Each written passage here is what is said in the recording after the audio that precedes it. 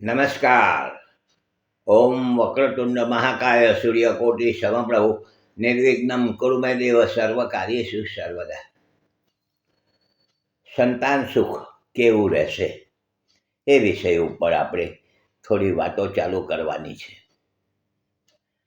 સંતાન સુખ આ બહુ મહત્વનો પ્રશ્ન છે. સંતાન સુખ બધાને જોઈએ છે.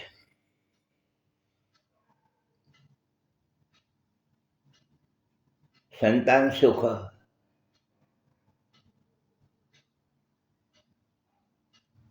માટે ઘણા વ્યક્તિઓની આશા હોય છે, તમન્ના હોય છે. પોતાના સંતાનો સુખી થાય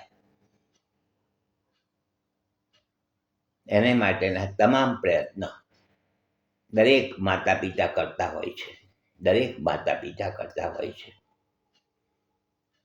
અને સંતાન માતા પિતાને કેવું સુખ આપશે એ પણ પાછું બહુ મહત્વની પ્રશ્ન છે.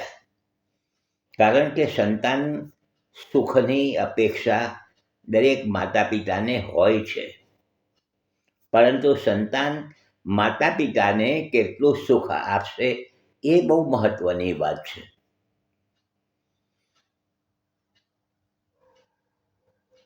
બાળકનો જન્મ થાય છે, મોટો થાય છે, ભણી ગણી રહે છે, નોકરી કરે, વેપાર ધંધા કરતા થઈ જાય છે અને લગ્ન જીવનમાં પ્રવેશ થાય છે.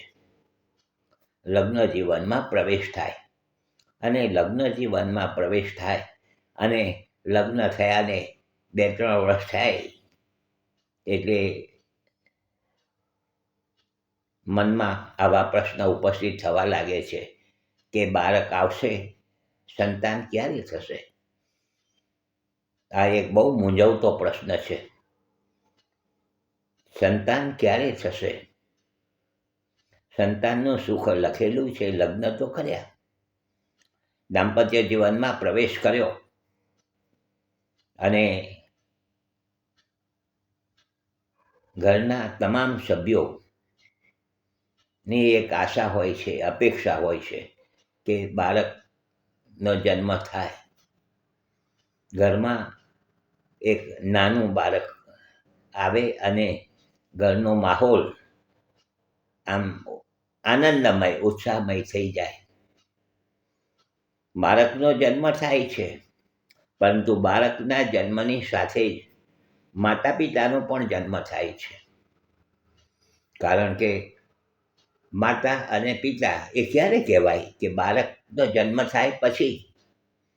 તો બાળકના જન્મ થયા પછી માતા પિતા, દાદા દાદી, કાકા કાકી, ફોઈ બાતા બધું જ આમ જાણે કહેવાય આખું ચાલુ થઈ જાય છે. એક આનંદનો, ઉત્સાહનો માહોલ થઈ જાય છે. પરંતુ શબ્દ છે કે લગ્ન થયા પછી થોડોક સમય લંબાય બાળક થવાનું છે, પરંતુ સમય થોડોક લંબાય તો દરેકને ઘરના સભ્યો જે વડીલો છે એને ટેન્શનો આવી જતા હોય છે. જેને લગ્ન જીવનમાં પ્રવેશ કર્યો છે એવા દરેકને ટેન્શન આવી જતું હોય છે કે આટલા વખત થઈ ગયો, પરંતુ હજી સુધી કોઈક બાળકનો કંઈક અતો પતો નથી, સુખ મળતું નથી. તો આ બહુ મહત્વની વાત મારે કરવી છે. સંતાન સુખની અપેક્ષા છે, પરંતુ સંતાનો માતા પિતાને કેટલું સુખ આપી શકશે એ પણ વાત કરવી છે. જોડાયેલા રહેજો. વિષય બહુ મહત્વનો છે, દરેકને જ લાગુ પડે છે. કાલે મળીશું, વધારે વાતો કરીશું. શેર કરજો, લાઈક કરજો, બીજાને જોવાની ભલામણ કરજો. ઓમ નમઃ શિવાય. હસમુખલાલ ઝવેરીના સૌને નમસ્કાર. જય શ્રી કૃષ્ણ. ઓમ નમઃ શિવાય.